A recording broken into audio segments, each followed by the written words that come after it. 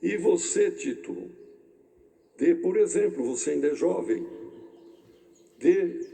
se dê, por exemplo, em tudo, nas boas obras, no cumprimento da doutrina.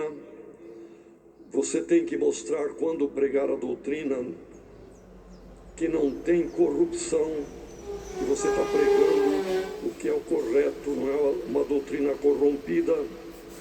Você tem que mostrar no seu porte, no seu viver, gravidade, peso, sinceridade, nada de engano, linguagem sã, sem gíria, sem malícia no falar, mas falar com naturalidade, com prudência, que ninguém venha te repreender porque você falou alguma palavra que foi descabida ou que teve dupla interpretação ou teve alguma maldade, para que o adversário se envergonhe e não tenha mal nenhum que dizer de nós.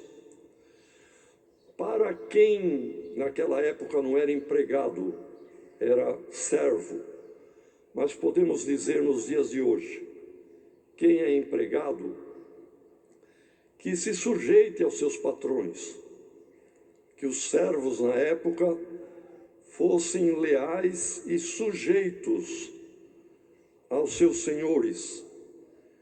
E em tudo, quem é um empregado, quem é um servo, procure agradar e não contradizer.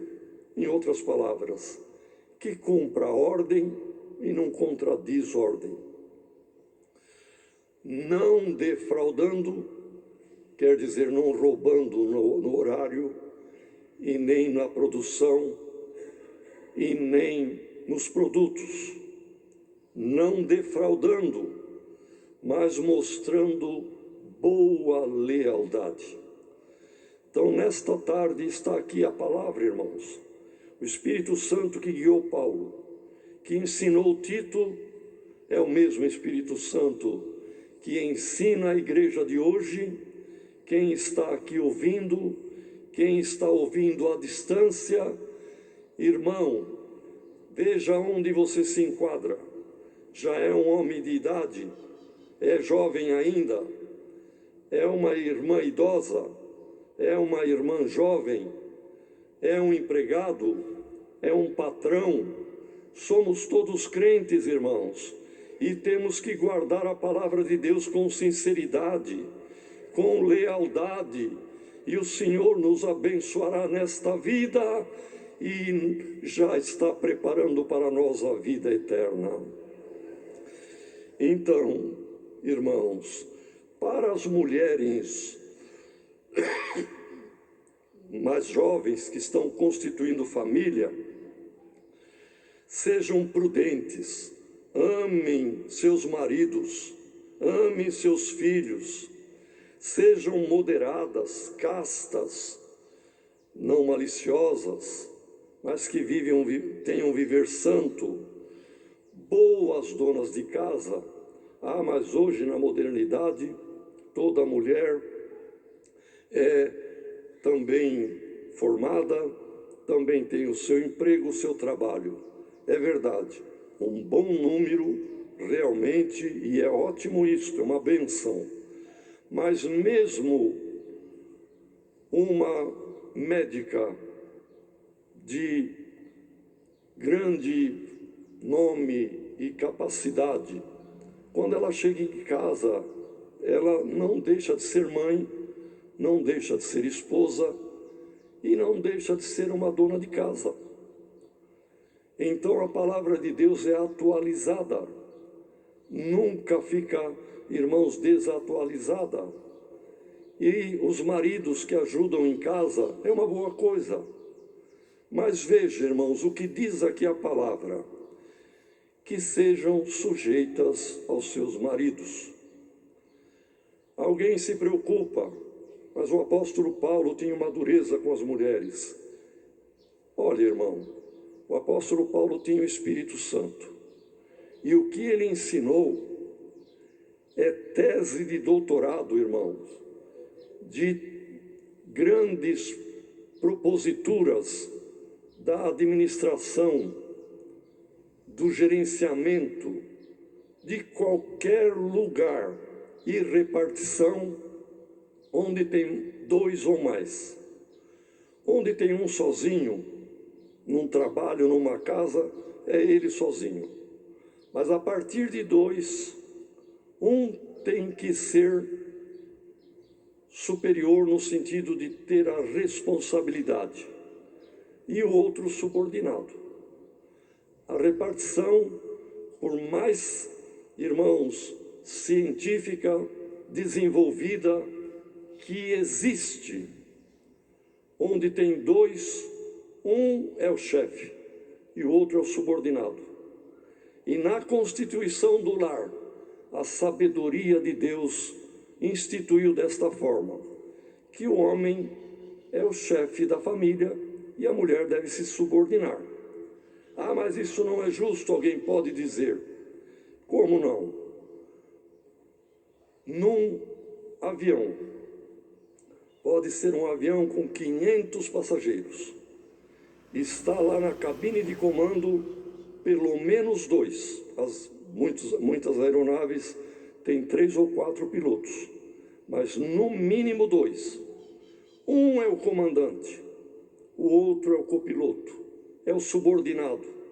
E a palavra diz aqui que as mulheres, além de amarem os filhos, serem prudentes, moderadas, castas, boas donas de casa, sejam sujeitas aos seus maridos.